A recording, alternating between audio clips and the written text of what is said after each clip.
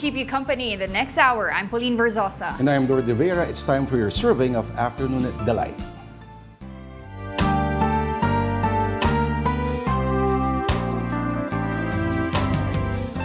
All right, it's Monday, July 22, 2024, and it's a rainy Monday at that. And it's outside, it's overcast, but our news day today is nothing but.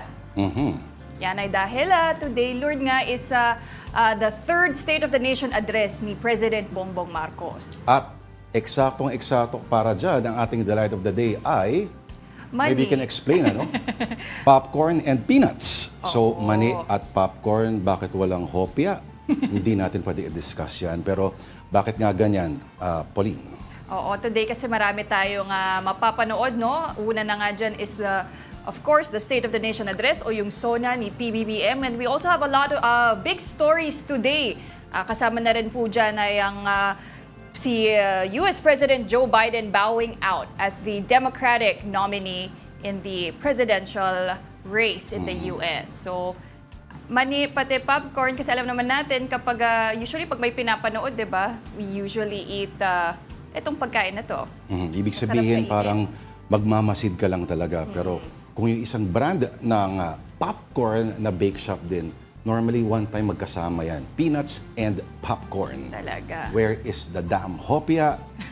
Wag na natin pakialaman yan. Pero you mentioned Biden. Yes. Kasabay din ito yung eksakto. Well, sinasabi natin last week na parang ina-expect na natin this happening, pero at the same time, yung endorsement din ni Biden kay VP Kamala Harris as the next Democratic nominee. Pero although officially hindi pa siya, baka akala ng iba na porque may endorsement ay official na. Hindi po, kailangan pa dumaan ito doon sa Democratic National Convention. Pero kung si Harris nga ba, ay sinasabi 46% ang polling compared to Biden's 45%. Kung ko-compare mo kay Trump, isang punto lang halos, But pero still lower than Trump. Lower than Trump, yes. Oo. But then again, kung well-oiled machine ng Republicans, sa Democrat, medyo nag-aayos-ayos pa sila. And in fact, the conservatives, led by Mike Johnson, yung Speaker of the House sa Amerika, ay sinisimulang questioning ng mga legal implications daw nito kung ito raw huba ay tugma sa mga state laws, no? Kasi like sa Wisconsin ay may sarili silang state law doon na depende kung saan yung ballot ba dapat ay nakapangalan na etc. etc. Pero again, wala naman daw according to Democrats, walang legal na issues dito. Pero may isang speaking of issues na isa lang sa napakarami, no, na tatalakayin ng Pangulo mamaya po sa kanyang third State of the Nation address. Of course, mamaya-maya po makakausap po natin ng ating correspondent na si Marymon Reyes tungkol sa mga bagay na yan. No? Tama yan. And as we said earlier, US President Joe Biden is stepping aside as the Democratic nominee. Right? In a post on X, aka Twitter, Biden says, "My fellow Democrats, I have decided not to accept the nomination and to focus all my energies on my duties as president for the remainder of my term.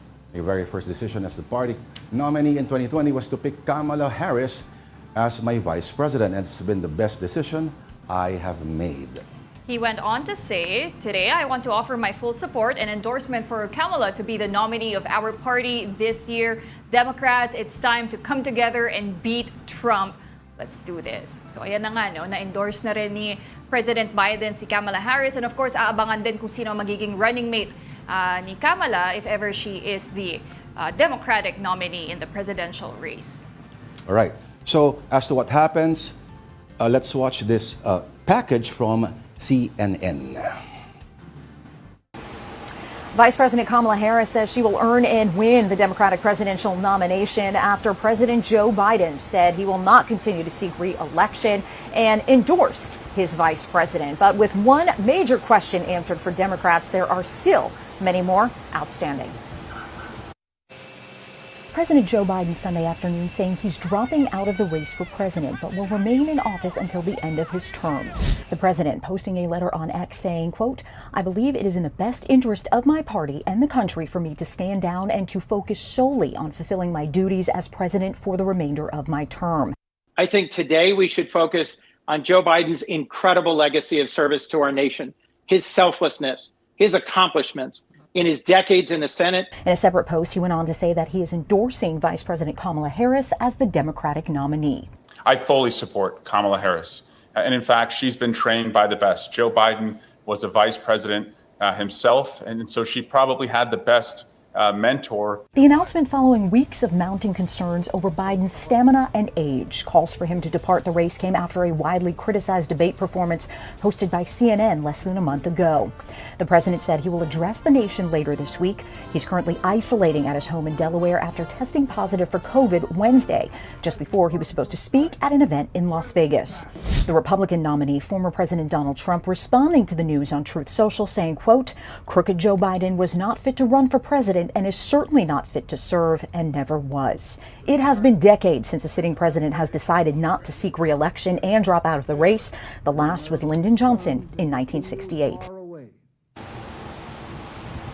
And we understand that President Biden has spent most of Sunday making phone calls to Democratic governors, Democratic lawmakers, other members of Congress to talk about his decision and his endorsement of Kamala Harris. As for Harris, those in her close circle really believe that the next 24 to 48 hours are crucial in shoring up Democratic support and also support from donors. Democrats have about a month to go before their convention in Chicago. At the White House, I'm Karen Kefa. All right, si Harris din daw is set to inherit 95.5 million in terms of yung funds ng Democratic campaign funds. And then she will make history as the first black and first Asian American woman na tatakbo sa ganong posisyon. So let's see. Well, in light of this, of course, there's also some interesting cover page from Times Magazine or Time Magazine, and it bears a very interesting image. So ito na ngayon, it's flashed on your screens. We have a photo of VP Kamala Harris walking, and on the other photo, may kasamang panic ba talaga yung... Baka. Ang hindi ko alam kung ito ba ay gatefold. Yeah. Kung sa gatefold, alin ang unang mamabasa dyan? Yung panic or yung very, very pregnant red space in between? Ano sa tingin mo dyan, Pauline, ang totoo, ang cover or alin dyan I yung... think it's VP Kamala Harris. It was the first photo. Pero Time Magazine has always been known to have iconic cover pages, and this is one of them na nga, no? And a picture says 1,000 words. Diba? Yan lang nga yung nakalagay dyan. A red page with one word. Two Panic. individuals. Kasi kung tutuusin mo, well, hindi lang naman daw kasi pababa daw yung number of mga funders ni Biden. Ngayon, magandang tanong kasi all Democrats in all 50 states daw ay pro Harris na. Naglabas sila ng statement, pero kung yung same support din na makukuha all throughout ng mga kagaya halimbawa nila George Clooney, etc., and all the big fundraisers, abangan natin yan. Well, we'll find that out. But meanwhile, back here at home, the big story is the third State of the Nation address of President Bongbong Marcos. We will be having our mobile journalists reporting to us from the Batasang Pambansa complex and outside the Sona venue where rallies are going on as we speak. One News, of course, is also having a special coverage of this event. So mamaya po yan, ang ating special coverage will begin at 3 p.m., an hour before Pbbm'S scheduled Sona at 4 in the afternoon. I believe Gretchen Ho, Shonyao, and Angela Lagunsat Castro will be leading this special coverage. Kaabang-abang yan dahil ito yung pangatlo, pero kung tutuusin mo, sino yung presidente ng Pilipinas sa may record ng pinakamaraming Sona in his lifetime? Of course, his father, diba? Ferdinand Marcos Sr. Sa bilang na 20. Siya rin ata may pinakamahabang Sona, Yes. diba? Kung word count ang Word pag-uusapan. Oo. At sunod na pinakamarami, Tita Pao, Sino ba? walang iba kundi si GMA. Na meron din namang pinakamaiksing Sona. Yes. Nabasa ko. Pero ika nga kasabihan, wala raw yan sa length, kundi nasa kalidad. Ngayon, ibang usapan din yan. Okay, from 1972, since Declaration of Martial Law, hanggang 1978, either kung hindi raw sa Luneta, ay doon sa Malacanang dinideliver ang State of the Nation address ng Pangulo. Of course, isa lang naman ang pinag-uusapan natin dito. At ito'y binibigay noon, 77, tuwing anniversary ng martial law declaration. Oo, pero nung 78 nagsimula na gamitin ni Pangulong Marcos Sr. ang batasang pambansa para sa talumpati. Ayan, ano. And syempre mga kababayan natin may inaabangan na ilang tatalakayin ng Pangulo sa kanyang Sona. And according to a Pulse Asia survey, ang pinakauna na dyan na inaasahan nilang tatalakayin niya is inflation. So 72% yan dahil alam naman natin na napakataas na nga ng mga bilihin ngayon. Marami na pong umaaray. So we'll see if President Marcos will be addressing this in his Sona later. Kasama na rin po yung increasing wages, creating jobs, fighting corruption, and of course, security na rin pagdating sa West Philippines. Yan, oo, naalala natin. Ang corruption nga raw, panglima lamang sa concerns. My God. Okay, so speaking of the State of the Nation address, there are stories also about it on social media. And first is Davao City Mayor Sebastian Duterte's expectations. Now, this was posted on TikTok. Let's watch this. Probably, muna sa ilayin nun yun. Magbalik-balik rin na sana ng WPS, ginapugos man na niya. Iwa mo gud sa saktong plataporma. Wala sa plataporma nga gina-address ang mga domestic issues karon. Probably mauna yung nun. Tanaw na to, let's give him a chance. Yung basig di ay, di ba? Muhawad lang siya kalit. Parang nasa talk show ba siya? Kasi parang ilaw sa likod, parang talk show. Parang podcast, ano? And, So wala rong domestic na walang domestic priorities, paulit-ulit lang. Hindi kagaya ng isang alam ko for 6 years. Drugs, I will kill you if you destroy my country. Ganun. For 6 years, ganun. Ayan. Speaking of Duterte, alam naman din natin ang kapatid po ni Mayor Baste na si VP Sara will not be attending the Sona today. The designated survivor. The designated survivor, as she declared herself previously. She also, nilinaw din niya yun, no? Sabi niya, it's not a joke. It is neither a bomb threat. So, hindi na daw niya kailangan i-explain yung ibig sabihin. They don't deserve an explanation. Who deserves kaya?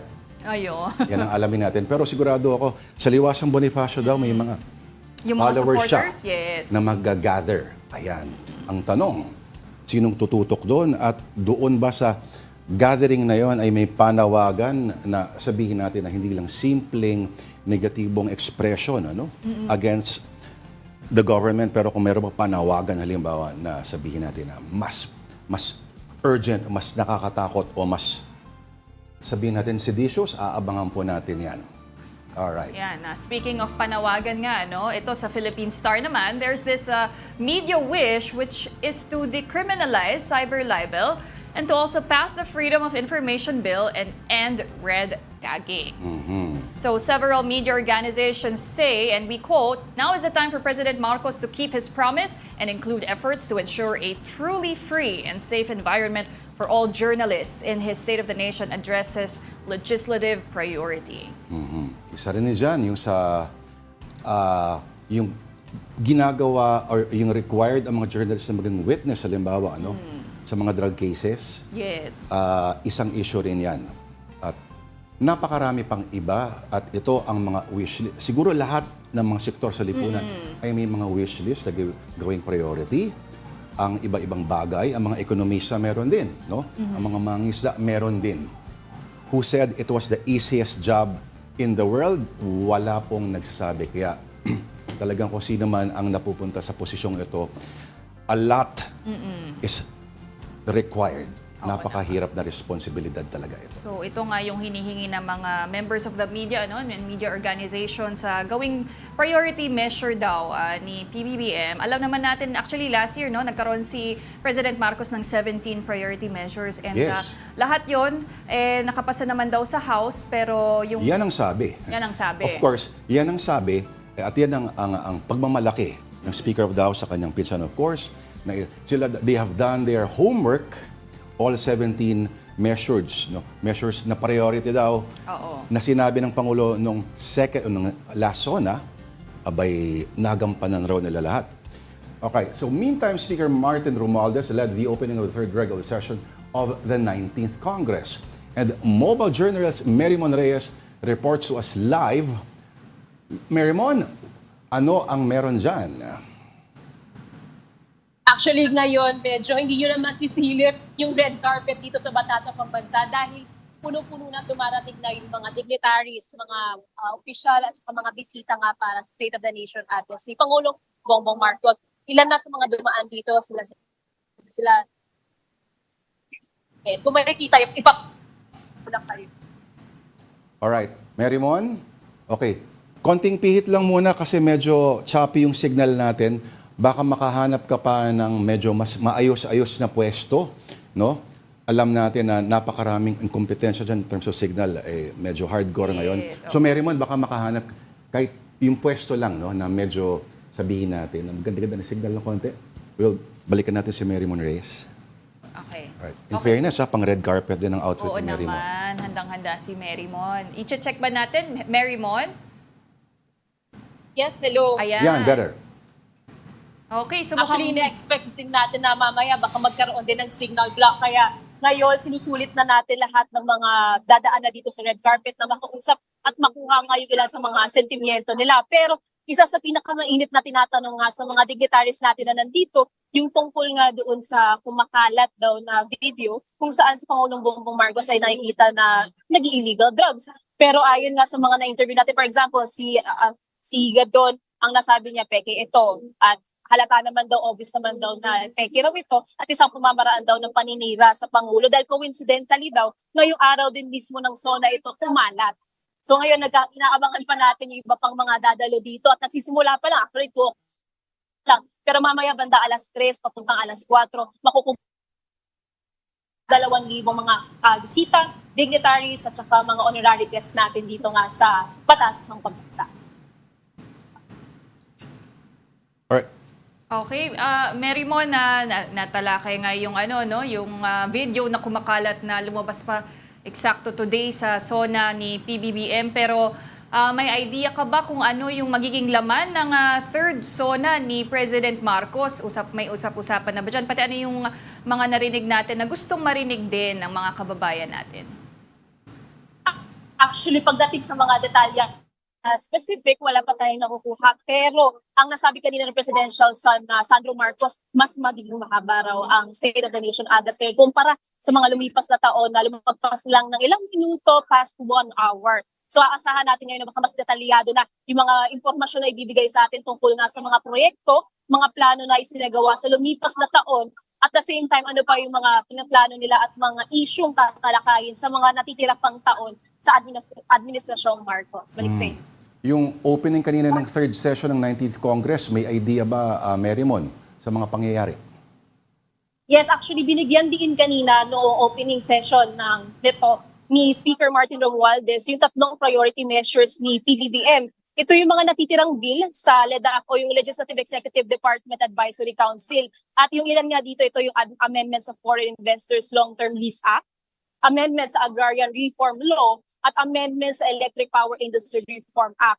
Kasabay ito yung mga bubusisiin daw at saka aralin nga ng Kongreso para ma-address yung mga pangangailangan daw ng bansa. Pero kasabay nito, ipinasa rin yung New Government Procurement Act para daw sa mas patas at mas competitive na procurement environment. At the same time, meron din dito yung Anti-Financial Accounts Scamming Act o AFASA para maiwasan yung fraud at saka yung paghubog ng tiwala sa pagitan ng mga consumer, producer, tsaka ng mga investors. Pero aside dito, yun nga, magtatalaga pa raw ng mga legislative sessions tuwing Huwebes, ayon kay Senator Chis Escudero ang Kongreso, para mas mapaigting nila yung pinakasesyon ng Senado. Balik sa inyo. Binanggit mo na rin, Senator Escudero, Senate President, pero ikaw ba ay may idea doon naman sa nangyayari sa Senado? Actually, naantabayanan din natin yung iba pang mga impormasyon doon dahil mas natutukan din natin yung opening session kanina. Plus ngayon, dahil dinudumog na nga itong red carpet, aabangan natin kung sino pa yung pwede natin ma-ambush interview para makakuha pa ng sentimiento at insights, hindi lang tungkol sa magiging Sona ni Pangulong Bongbong Marcos, kundi ano pa yung mabibigay nilang updates tungkol nga sa administrasyon at mga plano pa na gagawin sa natitirang taon. O sino pa ba, sino na yung mga naabutang mga dumating dyan ng mga kilalang mga pangalan, personalidad, Marymon?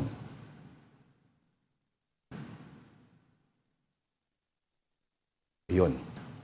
Tanong natin ulit. Oo. Sino yung mga inabutan mo na, Mary Mo, na mga dumating dyan, na mga personalidad? Mukhang nawalan Sorry, ng... medyo nagiging choppy. Ay, oo. Oo nga Mary Mon, narinig mo kami? Mas Medyo malinaw. napuputol-putol. Mas malinaw na ba to? Napuputol pa rin? Ayun. Medyo nagiging putol-putol na. Baka nagpaparamdam na si Signal Block.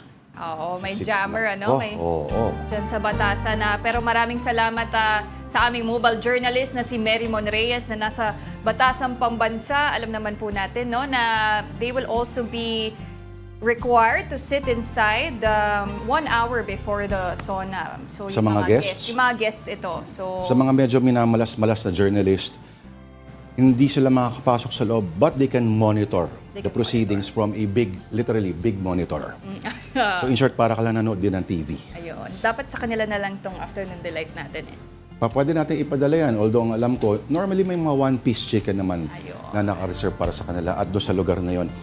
Parang hindi medyo magandang gamitin ang word na ambush interview in light of what has happened in the United States. Okay. Alright, kayo pa rin nanonood ng Afternoon Delight. Time out muna, and as we go on break, konting music this Monday afternoon. May report ang CNN.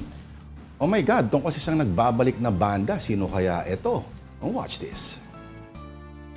So here we are, and everything's changed faster than ever before.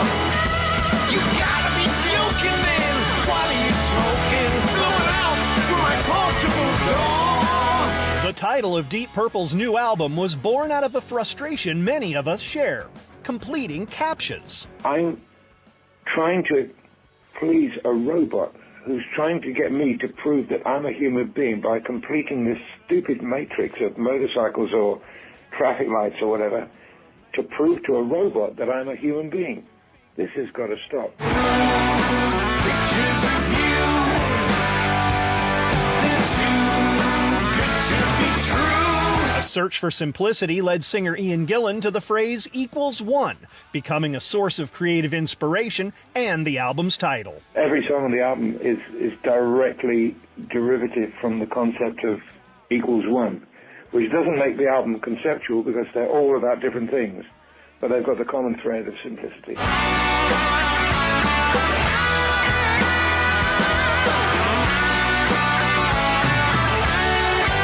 The album marks the debut of guitarist Simon McBride, whose first live performance with the band was quite memorable. My first show back after being in COVID doing nothing was in front of 16,000 people with the iconic Deep Purple. And to be honest, that kind of hit me like 15 minutes before I went on stage. I was standing backstage all ready to go. I was like, man, I'm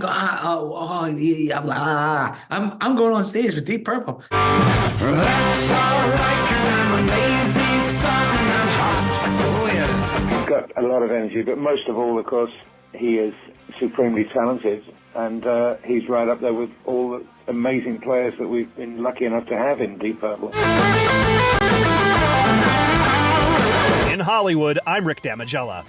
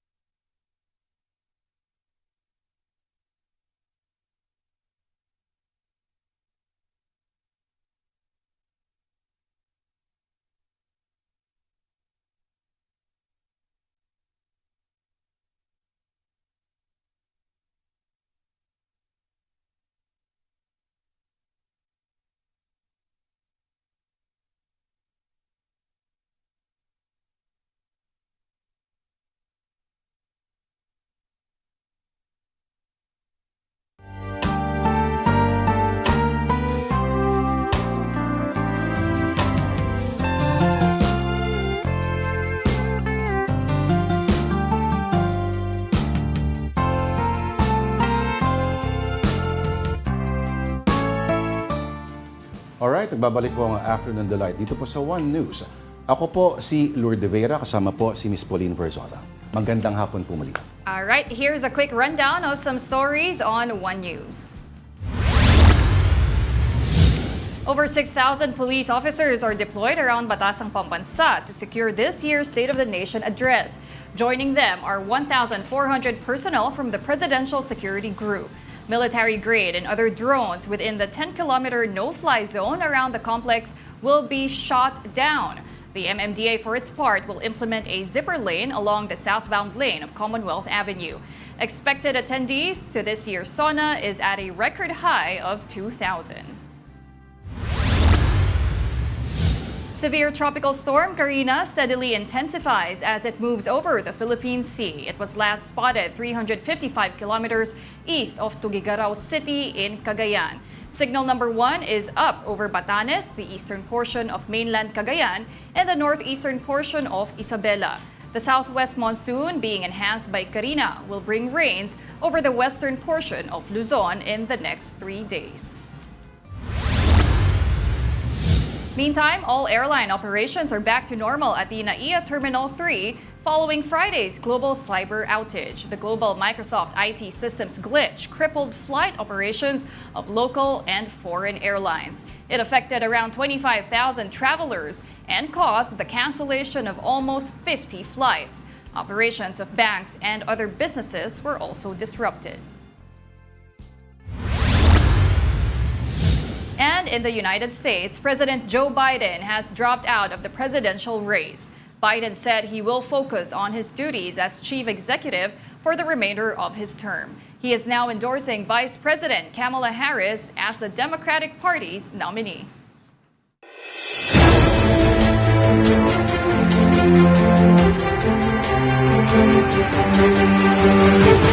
All right, back here at home, the State of the Nation address is happening in less than 2 hours. Ang tanong, kumusta naman kaya ang daloy ng traffic sa Commonwealth Avenue na malapit sa Batasang Pambansa Complex? Nandun ngayon ang ating mobile journalist, Evan Tarinque. Evan, kamusta dyan? Pops Lourd, medyo inuulan na tayo dito. Actually, kanina umaga pa inuulan na tayo dito. Pero sa ngayon, makikita naman natin. Actually, kung pwede natin ipakita, usog lang natin konti. Medyo mabigat na yung daloy ng traffic dito sa may Commonwealth Avenue. Ito yung papuntang Batasan mismo, no? So kanina pagdating natin dito may mga nagkikilos protesta dito banda sa ilalim mismo ng footbridge, pero nung nagsimula silang umarangkad, ayan na. Nagkanda buhol-buhol na yung traffic ngayon dito. Pero pagdating naman natin dito sa may etong galing sa mga Quezon Memorial Circle dito, medyo maluwag pa, no? Pero yun nga, pagdating nila dito banda sa may ilalim sa may footbridge na ito, sasalubungin na sila ng mga sasakyan na ito. So ngayon, pag pumunta naman tayo ng southbound lane, no? So pag pumunta natin yung southbound lane, medyo maluwag pa naman so far. Actually, Pops Lourd and Pauline yung daanan dito, no? Mas maluwag dito kumpara dun sa kabila. So ito yung southbound lane. Tapos kung maipapakita na rin natin, ito. Kung makikita nyo itong mga cones na ito, yan, yung mga cones na yan yung kanilang zipper lane. So yung mga VIP, mga bisita, at yung mga pupunta ng Sona, dyan, dumadaan. Actually, kanina naabutan natin yung mga ibang VIPs. Dumaan na kanina, no? Doon banda sa may harapan mismo ng Sandigan Bayan, no? Pero ito, yan, so far. So, Pops Lourd, bigyan ko na kayo ng mga, syempre, yung mga kapatid natin, magtatanong kung ano yung mga possible na ruta na kanilang pwedeng tahakin. Since yun nga, traffic na. Medyo lumala pa yan maya-maya. Ivan. So, yes, Pops Okay, Lourd. bago ako magpatuloy, Ivan, no? Yung nakikita natin na padiretso, no? Sir, obviously nakatayo ka dyan sa may area ng UP, katapat ng sa may Techno Hub, tama, no? Yung mga papunta doon sa Fairview, halimbawa, alam natin dati na magsa-stop ka hanggang sa yung may mga barikada na hindi na pwede dumiretso beyond, let's say, dyan sa may Evergotesco. Ngayon, hanggang saan bago ka kumanan o kaliwa before ka madire-diretso papuntang Fairview?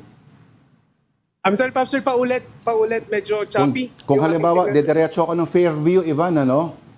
Hanggang saan ako magtutuloy-tuloy lamang sa Commonwealth? Hanggang may magsabi sa akin na kailangan ko mag-detour? So actually, Pops Lourd, dire-diretso naman to hanggang Fairview. So bukas ang Commonwealth, yun nga lang, medyo mabigat yung traffic. No, kanina doon tayo nakatambay mismo sa may Sandigan Bayan. Nagkaka-traffic lang pag may mga VIPs na dumadaan. Katulad nito, takto. Ito, yung mga ganitong VIPs, ito makikita natin may mga motorsiklo. No? Ayan, so pag may mga VIPs na ganyan, hinaharang nila.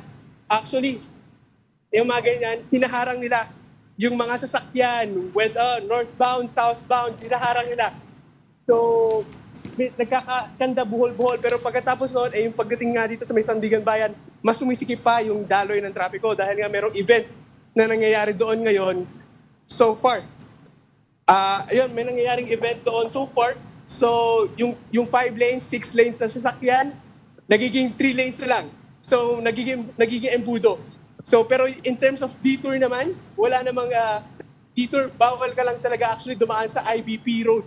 No? Yun lang yung actually sarado na daanan. Pero other than that, yung Commonwealth, bukas na bukas, pwedeng daanan. Ayun nga lang, mas recommended na meron tayong mga alternate routes na daanan. Since yun nga, matatraffic tayo. So ito, actually, Pops Lourd, ngayon, makikita natin mga VIPs na dumadaan papuntang Sona. So, usually, sunod-sunod dyan. Yes, Pops Lourd. Historic yata ito pa. Nakapag-cover ka na rin ng mga rally dito. Normally, sinasarado talaga yung Commonwealth. At Yes. whether rallyista o motorista ay hindi pwede makadaan. So ngayon, tuloy-tuloy lang Commonwealth, ang sarado lang yung IBP Road. Yung kakananan lamang. Wow, bihira yan. Tama ka dyan, Pops Lourd, no? Actually, yun lang talaga yung sinarado nila for this Sona. Pero other than that, yung Commonwealth, bukas-bukas, medyo mabigat nga lang yung daloy ng trafiko. Since yun nga, yung ibang lanes, kunyari, eto, tingnan natin, etong lanes na to, kunyari, 5 lanes, 6 lanes, etong daanan na to, magiging 3. So magkakaroon ng buhol-buhol, naging embudo, pagdating doon banda, sa may, ito nga sa may Sandigan banda, lalo na ngayon ay may mga rally, may mga rally na nagkilos protesta na. After. So bihira to. Kung ako, nagdadrive ako, madadaanan ko pa yung rally. At pwede kong abutin yung mga, pwede kang makisunog ng FEG, literal lang. Sige nga, Ivan, ano yung mga alternate na mga daanan kung nais umiwas sa mga motorista, halimbawa, sa traffic, northbound, southbound, halimbawa, dyan tayo sa area na yan, simulan natin. Okay. So, Pops Lourd, kung galing po tayong Quezon Circle, no, at papunta tayong Fairview, pwede natin gamitin yung North Avenue, no, at tayo ay kumanan sa may Mindanao Avenue. Tapos pwede na tayong ulit kumanan muli sa Sauyu Road o Quirino Highway para dumating dito ulit sa may kabilang part naman ng Commonwealth, yung hindi na traffic, o kaya naman doon na sa inyong destination. Kung pa southbound naman tayo galing Commonwealth, gamitin ang Sauyu Road o kaya naman yung Quirino Highway, kumaliwa sa Mindanao Avenue at kumaliwa ulit sa North Avenue hanggang sa maabot yung inyong destination. Sa mga kapatid nating galing sa Katipunan Avenue, pwedeng kumaliwa sa Magiting Street, tapos kumanan sa Maginhawa, at pagtapos ka na mag-food trip sa Maginhawa, pwede ka naman ulit kumaliwa sa Mayaman Street hanggang sa maabot mo yung iyong destination or yung Kalayaan Avenue hanggang sa yung destination. Pero Pops Lourd and Pauline, yung daanan na yun ay yung from Katipunan ay for light vehicles lamang. Yung mga heavy vehicles naman na galing C5 or Katipunan ay pwedeng gamitin yung Luzon flyover at kumaliwa sa Congressional Avenue. Tapos paalala na rin natin, Pops Lourd and Paulino, effective pa rin po ang number coding ngayong araw. So yung mga kapatid nating may plakang 1 and 2, meron pa rin open na time para gamitin yan from 8 a.m. I believe. From 7 a.m. hanggang 10 a.m. Tapos 5 p.m. to 10 p.m. ulit. Pops Lourd, Pauline. May mga iba pang mga rerouting schemes, pero mache-check nyo po yan doon sa website ng Quezon City Government, ano? Yes. Like yung mga mula Batasan, San Mateo Road, Marikina, etc. Pero on that note, maraming salamat sa oras mo. Ang ating Mojo, Evan Tarinque. Thank you. Ingat ka. All right, now let's take a look at the lighter side of the historic event. That's the State of the Nation address. As is tradition, everyone will be watching the outfits of Sona guests. President Bongbong Marcos, for his part, will be wearing a barong made from the collaboration of artisans from Lucban, Quezon, Taal in Batangas, and Aklan. Senators and their spouses have also arrived in style at the Batasan. An hour or two before the Sona, all guests should be seated at the session hall where President Marcos will deliver his speech. Meantime, Bicol's Blessy May Alipopo Abagat will sing the national anthem for Sona. Abagat is a multi-awardee at the World Championships of Performing Arts 2024 in Anaheim, California. She was the division champion for vocal pop, semi-final silver medalist for vocal gospel, a triple gold medalist for vocal gospel, contemporary, and pop, and also a vocal Broadway silver medalist. And here's a look at the president a day before the Sona. In an Instagram post on Sunday, he's seen practicing his speech. Marcos Jr. said he can't wait to share the strides his government has made and the future it is building for the Filipino people. Wala bang mga pinost ng mga outfit ni Senadora Nancy Binay? Wala. Na palaging inaabangan ng social media yan. Alright. Maraming inaabangan, kahit syempre of course yung asawa ng Senate President na si Heart Evangelista. Ay, nakita natin kanina, may outfit niya. Pero iba kasi Senadora Binay. Alright. Now let's check the latest situation around Batasan. Sa Commonwealth Avenue, progressive groups and civil society organizations have gathered to protest the President's Sona. Ito ay ongoing annual tradition din. At para bigyan po tayo ng update, is mobile journalist RR Tobise. RR, okay, sa tansya ng kapulisan, ilan na ang nagpo-protesta dyan? At hanggang anong oras daw sila pinapayagang magstay? Lord Pawi, dito sa Commonwealth Avenue, wala pa tayong, inaalam pa natin ang bilang mula sa pulisya, pero ayon sa mga organizer ng nitong kilos protesta, aabot daw sa mahigit 1,000 ang mga umattend dito sa rally ilang oras bago ang Sona ni Pangulong Bongbong Marcos. Allowed sila hanggang 4:30 hanggang 5 p.m. ngayong hapon dito sa Commonwealth Avenue. Kanina wala pang 7:00 ng umaga, nang datnan natin dito ang Grupong Bayan Southern Tagalog. Ang kanilang almusal, mga panawagan sa gobyerno gaya na lang ng pagpapabuti ng kalidad ng edukasyon, pagprotekta at sa soberanya ng bansa at ang pagpapababa ng presyo ng mga bilihin. Isa sa mga highlight ng protesta taon-taon, alam natin to, is yung pagsusunog ng mga effigy. So sinunog ng grupo ang imahe ni Pangulong Bongbong Marcos at ni Vice President Sara Duterte. Sa likod nun, makikita yung imahe naman ni President Joe Biden at ni Chinese President Xi Jinping. Pagkatapos ng kanilang protesta, dumating naman si PNP Chief Romel Marbil. Sinabi niya kanina na magpapatupad daw sila ng maximum tolerance, pero kakasuhan daw nila ang mga mahuhuling magsusumbong o mahuhuling magsusunog ng FEG, lalo na kung may pulis na masasaktan. Ang ilang grupo ng mga kabataan naman, hindi rin nagpapigil kahit sobrang ulan, tuloy ang pagsusunog ng isa pang FEG.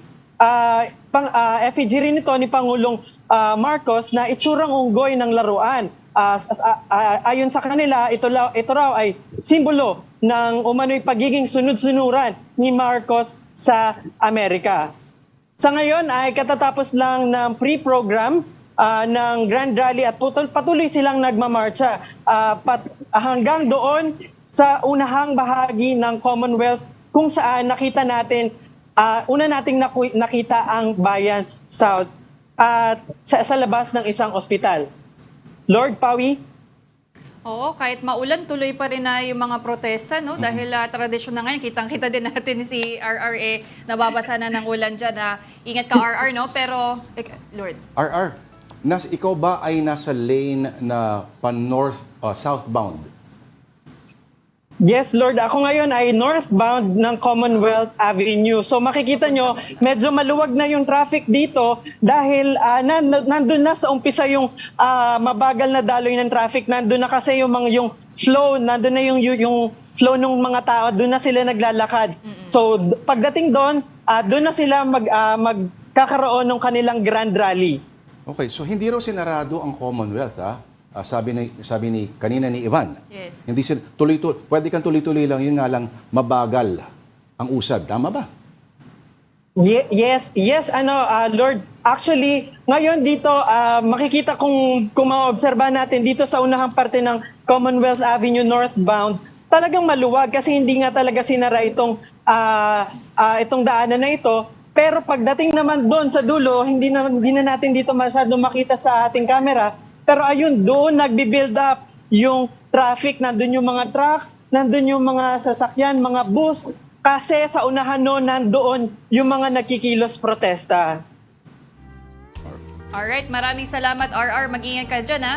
Once again, that was our mobile journalist, RR Tubise. At kung may anti, meron namang pro. Nasa labas naman ng mga opisina ng Commission on Audit at sandigan bayan ng mga supporters ni Pangulong Marcos. At nandoon ang ating mobile journal, Kayla Makantan, para mag-ulat po sa atin. Kayla, mukhang sa bahagi yan merong unity kahit papano.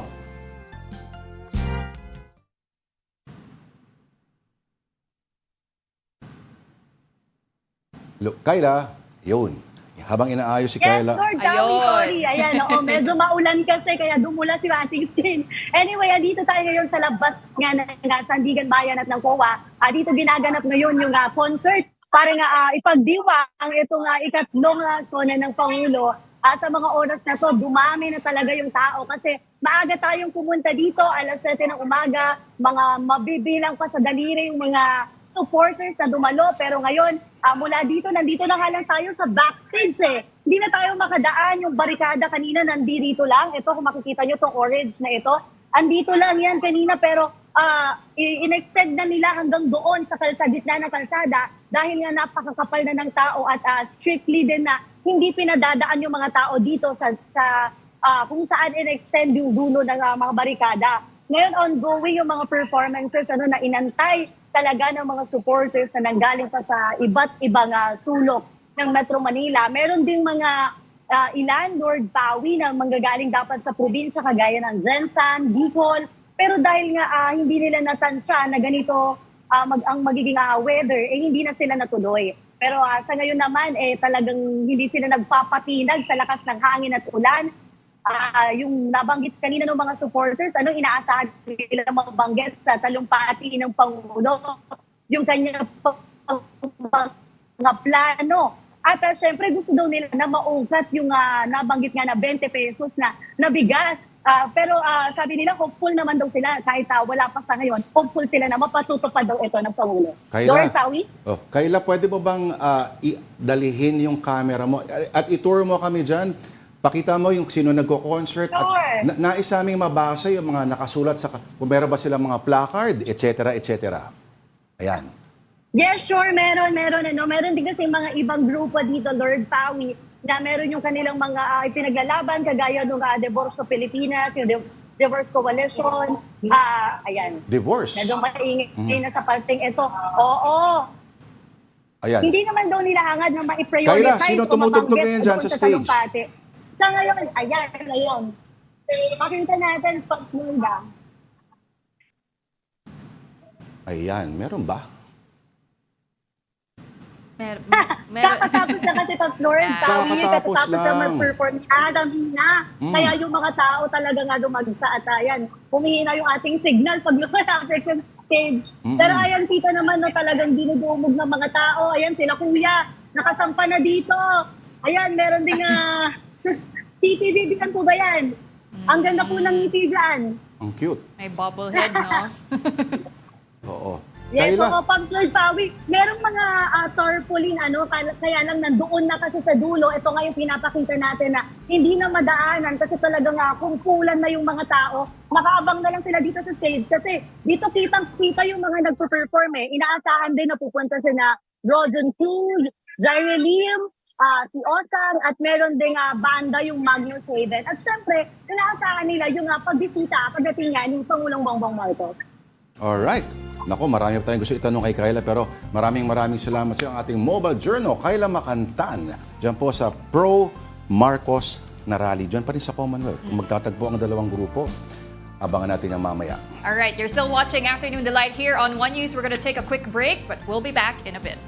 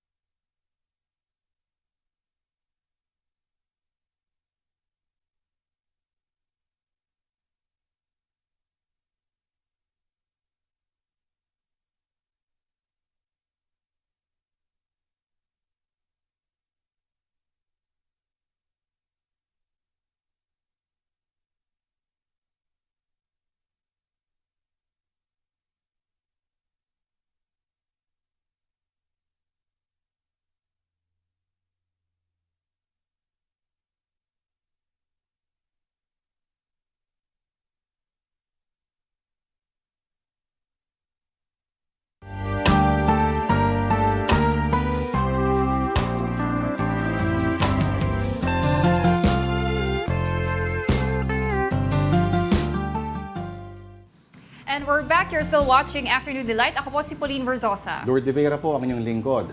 Okay, Joe Biden out but Donald Trump is still in. At kahit magaling ng tenga niya, si Mr. Trump, of course, hot topic pa rin yan online. Ang memes in today's I Saw the Signs.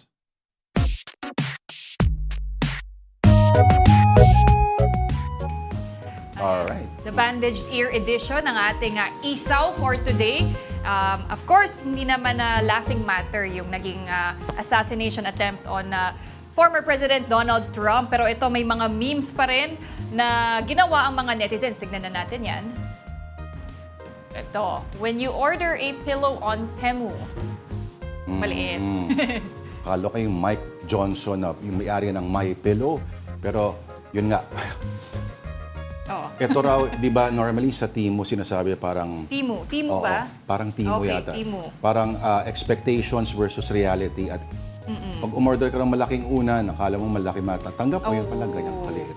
Pwedeng lalagyan. Naka-order ka na ba doon? Hindi pa, wala akong ganong app eh.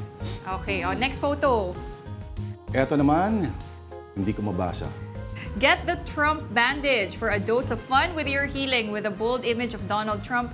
Stand out from the crowd and make healing a little more entertaining. Get yours today and let the healing begin. Ano yung mga nakakabit So may picture ni Trump, yung nakataas yung kamay niya after siyang masugatan. Nandun sa bandage. So, alam mo kung kaya gawin ni Trump talaga yan, gagawin niya yan. Knowing him. lagyan ng mukha niya yung Of course. bandage niya. No? Next. Ito Okay. naman, akala ko ito ipapakita natin kanina. Yung Hindi. Time Man of the Ear. Edition. Yun.